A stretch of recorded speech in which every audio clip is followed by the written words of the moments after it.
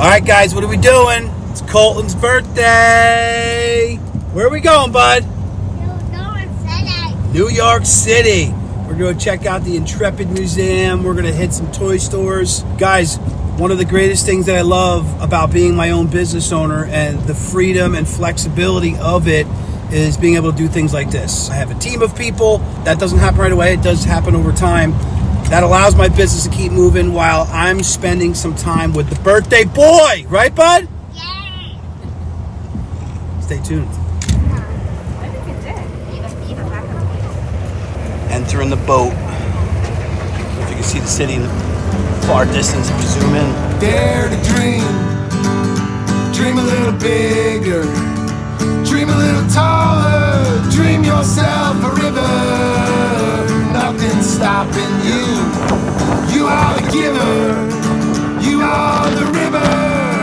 You are the dream. I built this bar with containers. You got kid stuff and you got daddy stuff. I can't find the lighter. At least not the lighter I want. Colton was smoking a cigar earlier. He was? Yeah. I probably shouldn't be on camera. I'm gonna come take my kid. But you could, you know. It was his birthday. He's 4. You could take my kid for like potentially smoking a fake cigar, but you can't take someone's kids for making them a boy when they're a girl at 4. Go figure. This world's fucking ass backwards. Smoke a cigar. So tonight we had a really good story, also a tough one. Jason Bitzer.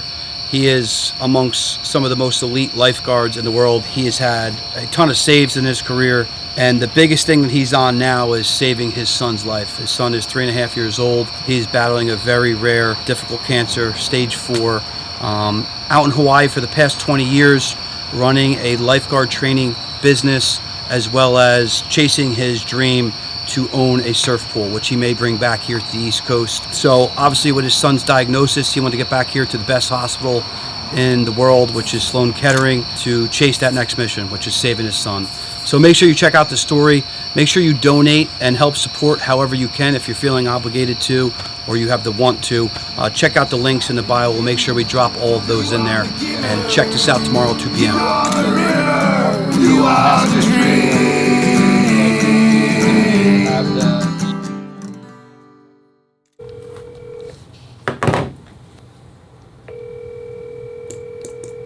She's gonna get 570. It's how we structure it. What are you guys trying to draft out? What numbers are you crunching? Well, I'm walking through how we want to structure this deal. I'm a big proponent of leverage, liquidity, and control.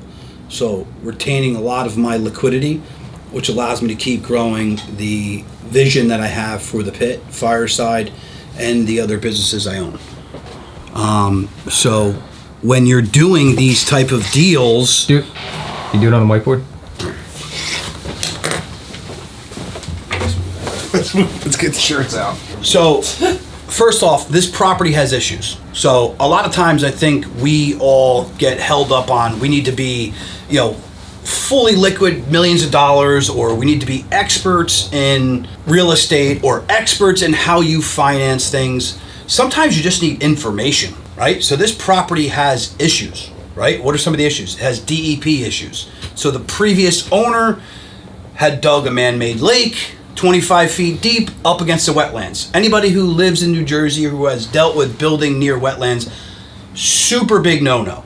You also can't make this commercial property. There's zoning issues. They will never change, right? So you're not getting big business coming in. You're not going to get a developer in that wants to build 20 homes on 20-acre property. It's just not going to happen, right? So the math doesn't add up for these math guys. And then it has wetlands, right? So you're limited to what you can actually build on. So these are all issues that the seller has. I know that the seller tried to sell this property 2 years ago for $1.2 million and nobody sniffed at it, right? Probably because of all these issues. Why is that an opportunity to me and Trevor, my partner in this? Well, I don't want to go lay out $2 million right now. I have 4 other businesses that I'm continuing to grow, spend money on marketing. Evan, my team, and resources that are taking dollars from me. Also, I have some other personal things that I want to buy. I want to buy a cabin. I want to potentially move towards getting a helicopter. So anytime that I can find a deal that makes sense for me, that requires less out of my pocket, I try to take advantage of it. So Why is this an opportunity to me? I can give, or why is it an opportunity for her, the seller? I can give her income, right? I know some personal stuff about her and what recently happened. I don't want to take advantage and be somebody who doesn't have morals and ethics, but I can also make sure that I'm getting a good deal and she's getting a good deal. Basic one-on-one negotiation is understand what they need and want on the other end. And if I can help them accomplish that, plus getting what I want, it's a win-win in everybody's book. I know, and I heard her say she needs income. So I'm going to be able to offer her a bigger number than maybe someone would come in cash and say, I'm going to give you some cash up front if you hold a note. This is seller financing. You don't have to be an expert. This is actually very simple, and you can make up any fucking terms that you want. I've heard some wild shit going on there. How people buy boats, helicopters, mansions, commercial buildings, and so on. Businesses even. Cody Sanchez talks a lot about seller financing. So it gives her an income. It allows us to offer more money than someone else would coming in their cash because of all these problems. They see how much money it's going to take. And then it gives myself and Trevor time to actually clean up the property, right? So what is this deal going to look like? And I'm not going to go too specific into numbers or what we're going to do, but we're going to do a $350,000 purchase price. Now, that doesn't mean that's what the seller is going to walk away with after the duration of our relationship with her, right? So maybe someone else is coming in offering her $300,000 of cash now. Yes, that helps her, but she wants a larger number for it. So if I go in and I give her $350,000 on a purchase price, she finances it at 4%. We got to make sure we hit that federal mandate. I give her a $50,000 deposit or a $100,000 deposit, right? I finance it on a 30-year schedule, meaning that the way that they formulate and come up with the payment, they're going to look at it over 30 years, but it's really going to be a 10-year balloon. So after 10 years, the interest rate's going to skyrocket. I'm going to want to make sure that she's paid in full. So at the end of the day, she gets about $200,000 or more in interest.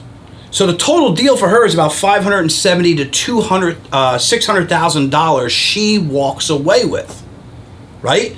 So how is this a win-win? So I have a property, right? We'll just draw a simple stick figure here. We have a property that really can't sell.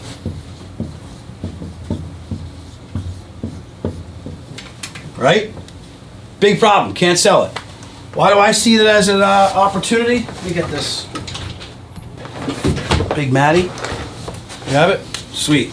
You guys stole my eraser. Can't sell, right? Win for me and Trevor. And this is going back to just structuring the deals. Why is it a win? Less money out of pocket. Let's call it LMO. I always want to be able to structure a deal, especially a hard asset deal, with the least amount of dollars out of pocket. Why? Because the system is built on leverage. If you think about the federal fund rate, you think about the central banks around the world, everything is lever, lever, lever. And we just continue to print money. So anytime I'm taking too much dollars out of my pocket, I'm missing out on opportunities that I could use those dollars to get in or fund like I'm going to do here with my deposit or down payment, right? Why is it a win for Trevor and I as well? Because this gives us content. So to other business owners, who's, let's just say he's a 50-year-old, right? Who's a developer. I'm just going to write dev because I can't spell well. Let's say he's a developer, right? That guy's looking at crunching the numbers, what it's going to cost to acquire, can he change the zone? This is stupid, Ryan. This is a dumb deal. Why I think it's an excellent deal and it's going to make Trevor and I money is because as Trevor and I walk through this deal, I'm going to show you how we did it. Then I'm going to roll a D7 or a D9 off of a trailer from Dan Vogel. Yes, Vogel, you're going to get me it, right? And I'm going to bulldoze the property with an engineer or a consultant that's going to make sure that we get this property back to grade, which the DEP is looking for. And I'm going to get the cameras out there every single day when I'm doing it. While I'm still running my other businesses, while my kid's out there on the quad, while I whip out the AR and just start shooting up trees. Because I have 20 acres there that I owned, and legally I'm going to be allowed to do that.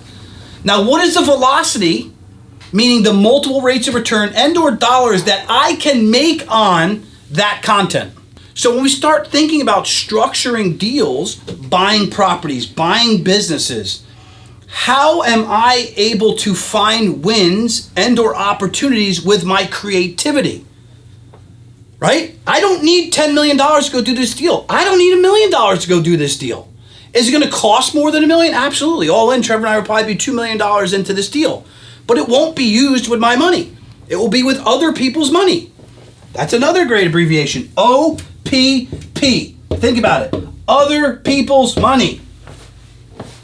I always want to use other people's money. Why the fuck would I use my own money when I can use your money to do this deal? I'm going to take some of my money and I'm going to build the slab. Build the 8,000 to 10,000 square foot steel structure that Trevor and I want, where we're going to build this fun factory. Now again, I jumped around a little bit, but I wanted to keep this in simplistic terms. Something that's a problem for the seller is a win for me because of the operation, because of the opportunity that's there. And because of myself and Trevor's preparation with understanding seller financing, understanding you can go structure any type of deal you want in the seller finance space, we are going to most likely win this deal. And you can win deals just like this. And this applies to business. This applies to purchasing real estate. This applies to asset purchases, right? Maybe it's art collection, whatever it may be, right? There's somebody out there with an asset that they're willing to take some income on over a period of time that's going to guarantee them money if you just come today and that you can convey your vision to them properly. I hope this was helpful to you. Do you have thoughts? I think it's OPM, not OPP. But OPM, other people's money. And it's not a term I made up. It's been around forever. It's just everybody's stuck in the matrix. Everybody's stuck in like this limiting belief. It was literally the other day, and it's funny because I heard Rob Bailey say this too. Kelly and I were going into the city. And the best way to travel to the city from here in New Jersey, which the city's only 50 minutes away, is via the ferry. I drive up to Atlantic Highlands. It's a 25-minute ride from my house, and then a nice, enjoyable boat ride for 30 minutes to New York City, going under the Verrazano Bridge, going under the Brooklyn Bridge, passing the Statue of Liberty. It's a gorgeous ride. They got a bar on board. I can get coffee and a bagel, or I can get a bourbon, right? I can go all the way to the rooftop, 3 stories high. It's awesome. What sucks about the ferry is all of the miserable people on it, because they are stuck in a rat race and they're stuck on autopilot. Most of them older than 35 years old. They've been probably doing this 15, 20, 25 years going into New York City to pay their bills. I have broke outside of the matrix. And the thing that I want to do most is convey to all you, I'm nobody different than all of you. I just had the balls to take some risk, and I used my creativity. First, it started with, I have no money. I need to build relationships. I need to make sure that I learn stuff and educate and take my creativity to help expand my business. Then once I have a couple shekels, I can then pay and utilize other people to help me expand upon this creativity. I never want to be like that sheep that's going through that motions on that ferry to go work in New York City. And I'm sorry, but most of those people are absolutely miserable. I don't care if they're making 7 figures a year. They're miserable people that answer to somebody else. I would like to think for the most part, nowadays, I answer to no one but me, my wife, and my kids. And that's a really, really nice place to be. And that simply takes understanding your resources, whether that be creativity, hard work, salesmanship, or dollars, taking those resources and deploying them towards a goal with confidence and belief.